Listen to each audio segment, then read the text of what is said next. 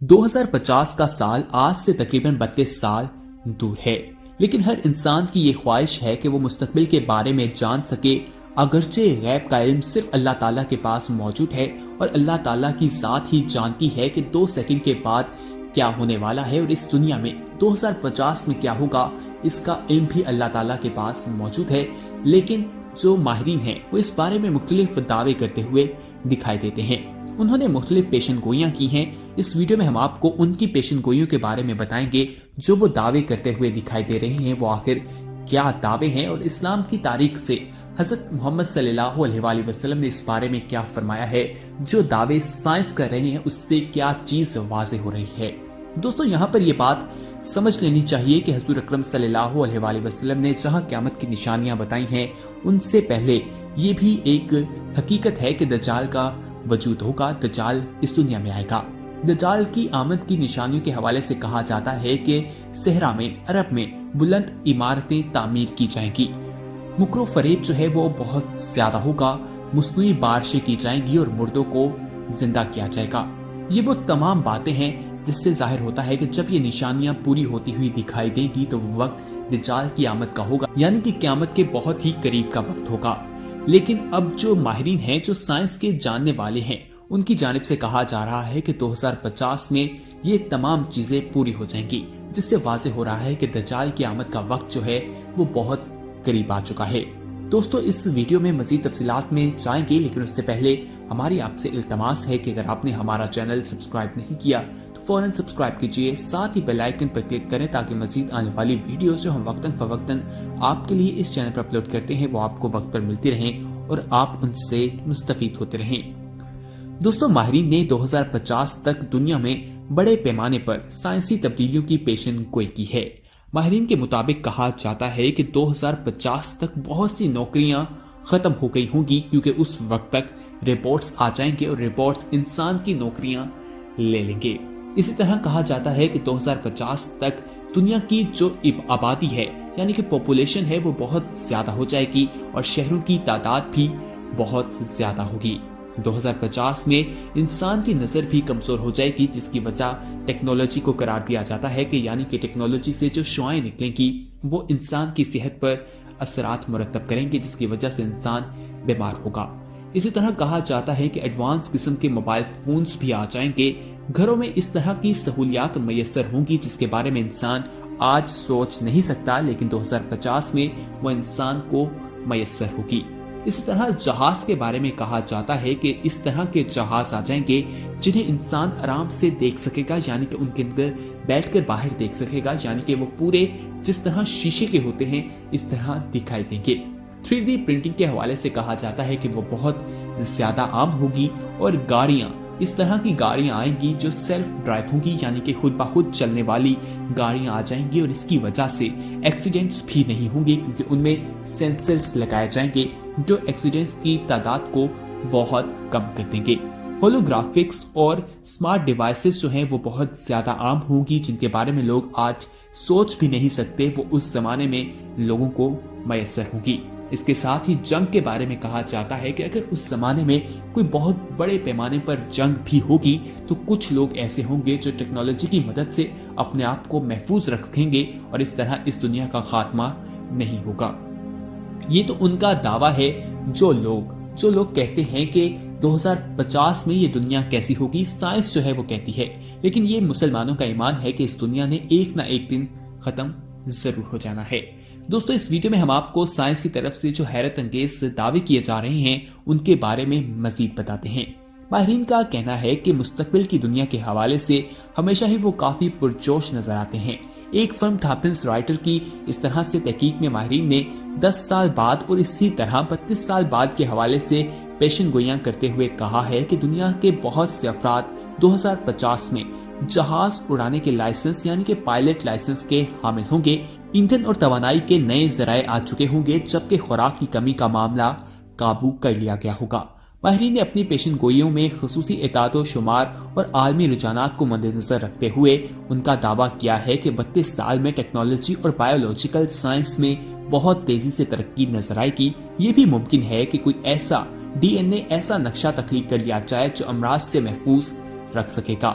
ماہرین نے یہ بھی پیشن گوئی کی ہے کہ یہ عین ممکن ہے کہ بجلی سے اڑنے والے جہاز عام ہوں گے اور دنیا کے اکثر افراد ہوا بازی کی تربیت حاصل کر چکے ہوں گے۔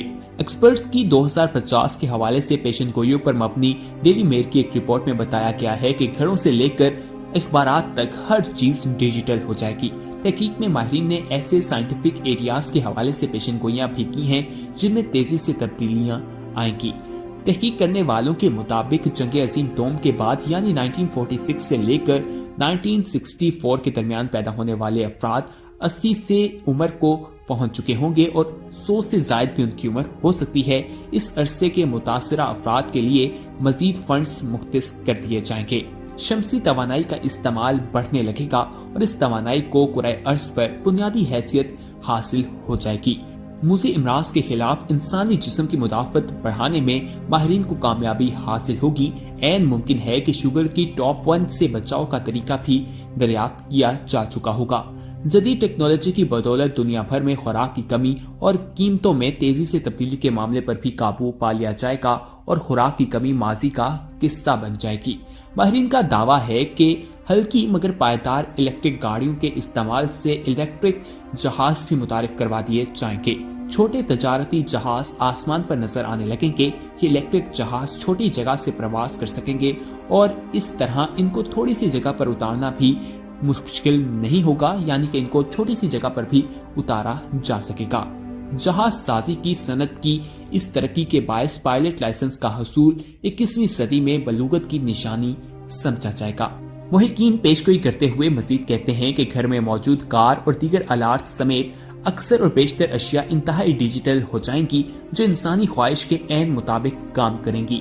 دنیا میں تمام انسان ڈیجیٹل رابطے میں ہوں گے۔ تصور کیجئے کہ پورا افریقہ ایک دوسرے سے ڈیجیٹل رابطے پر ہو۔ یہ دن 2050 میں آ چکا ہوگا۔ توانائی کے استعمال کے بارے میں ماہرین کا کہنا ہے کہ پیٹرول مصنوعات میں ماضی کا حصہ بن جائیں گی۔ ان کی جگہ کچرے اور دیگر متبادل ذرائع کی توانائی جگہ لے لیں گے اور ان سے توانائی حاصل کی جائے گی۔ آج بھی دیکھا جائے تو بہت سے ممالک میں کچرے سے توانائی حاصل کی جا رہی ہے اور اس پر کام بھی کیا جا رہا ہے۔ محققین کے مطابق ادویہ سازی کی تحقیق اس حد تک ترقی کر جائے گی کہ انسانی جسم کی ضرورت کے عین مطابق دوائیاں دستیاب ہوں گی، جس سے کسی بھی مرض سے درست علاج ممکن ہو سکے گا اور دوائیوں کے انسانی جسم پر مضر صحت جو اثرات ہیں ان کو بھی کافی حد تک کم کر لیا جائے گا۔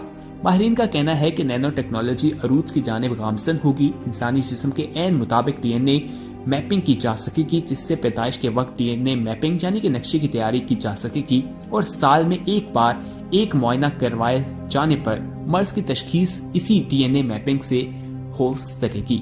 دوستو، اس حوالے سے جو سائنس دعوے کرتے ہوئے دکھائی دے رہی ہے، آپ کو کیا لگتا ہے؟ کیا ایسا ہوگا یا نہیں؟ کمنٹ باکس میں ہمیں لازمی بتائیے گا۔ ایک مسلمان ہونے کے ناطے تو ہمیں اللہ کی ذات پر پورا بھروسہ ہے اور حضور اکرم صلی اللہ علیہ وآلہ وسلم نے جو احادیث بتائی ہیں ان پر بھی ہمیں کامل ایمان ہے۔ دوستو، جن چیزوں میں بہت تیزی سے ترقی ہوگی ان میں سے ایک آرٹیفیشل انٹیلیجنس بھی ہے۔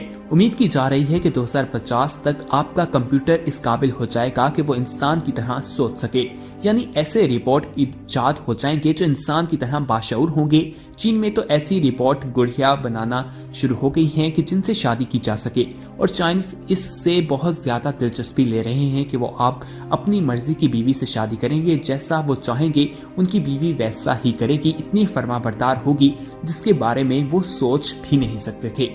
دوسرا بڑا میدان جس کے بارے میں بہت تیزی سے ترقی کی جا رہی ہے اور وہ کہا جا رہا ہے کہ اگلے آنے والے دنوں میں وہ میدان ورچوئل ریئلٹی کا ہوگا۔